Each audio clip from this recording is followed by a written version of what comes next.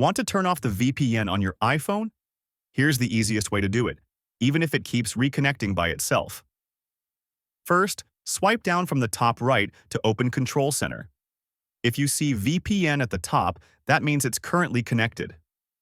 Now open the Settings app. You'll see a VPN toggle on the main screen. Turn it off here. If it keeps turning back on, don't worry. There's one more step. Go back to Settings, tap General, then scroll down and open VPN and Device Management. At the top, tap VPN. You'll see your VPN profile here. If the profile is turned on, switch it off. But if it still reconnects, tap the little eye icon next to the VPN profile and select Delete VPN. Confirm the deletion. This removes the configuration so it can't auto-connect anymore. If your VPN came from an app, press and hold the app on your home screen and delete it too. That will fully remove everything, and that's it.